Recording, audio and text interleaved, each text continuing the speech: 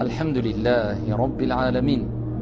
Le prophète alayhi salatu wassalam nous a informé qu'au paradis, il y a ce que œil n'a jamais vu, ce que oreille n'a jamais entendu et ce que esprit humain n'a jamais imaginé. Qu'Allah tabaraka wa ta'ala nous accorde à toutes et à tous Al-Jannah. Rapporté par l'imam Muslim, selon Abdullah ibn Mas'ud radiyallahu anhu wa arda, le prophète alayhi salatu wassalam a ri après avoir rappelé un hadith qui est plus qu'important, après nous avoir rappelé qui est la dernière personne à entrer au paradis, ce qui nous rappelle la grande miséricorde de notre Seigneur Jalla fi'ula. Rapporté par l'imam Muslim, le prophète alayhi salatu wassalam nous dit: la dernière personne à entrer au paradis, c'est un homme qui passera au-dessus du pont As-Sirat, car Dieu, au jour de la résurrection dans l'au-delà, eh bien, il ordonnera que soit établi As-Sirat, un pont au-dessus de l'enfer. Et cet homme-là, quand il passera au-dessus de ce pont, tantôt de temps en temps il marchera, de temps en temps il sera amené à trébucher, et de temps en temps il sera effleuré par des flammes de l'enfer, jusqu'à ce qu'il parvienne au bout du pont, sain et sauf. Arrivé au bout du pont, il se tournera vers le pont et il dira: que soit béni celui qui m'a sauvé de toi. Il se retournera et poursuivra son chemin. Alors à ce moment-là, il verra un arbre qui sera dressé. Il invoquera son Seigneur: Ya Rab, ô mon Seigneur, Ya Rab, permets-moi de parvenir à cet arbre afin de m'ombrager et de boire de son eau. Allah tabaraka wa ta'ala, notre Seigneur, lui dira: ô fils d'Adam, je crains que si je te l'accorde, tu me demandes encore autre chose. Il dira: non, ya Allah. Allah tabaraka wa ta'ala lui accordera ce bienfait. Il sera ombragé ici par cet arbre. Et je vous rappelle qu'au paradis, il y a des arbres, même plus que cela, tous les arbres, leurs troncs sont en or. Et le prophète alayhi salatu wassalam fait sahih a dit: même si un cavalier était amené à courir, c'est-à-dire à vive allure, un cavalier avec sa monture pendant une durée de 100 ans, il ne sortirait toujours pas de l'ombre de cet arbre-là, les arbres du paradis.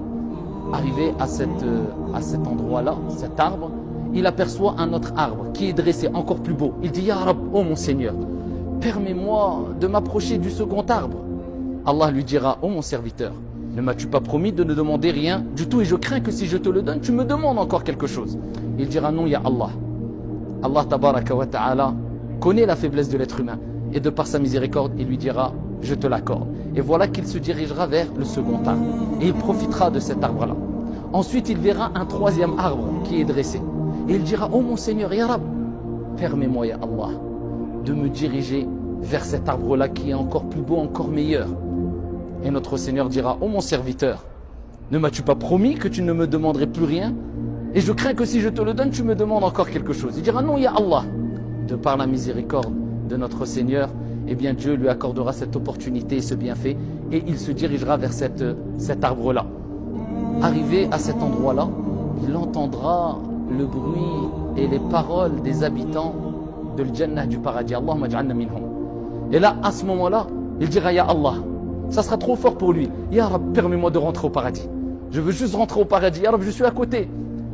Et là, Allah tabaraka wa ta'ala lui dira: ô mon serviteur, ô fils d'Adam, ne m'as-tu pas promis que tu ne me demanderais plus rien après cela? Et qu'est-ce qui te satisfera? C'est-à-dire, Dieu va rappeler: mais demande après demande, quand tu seras rassasié?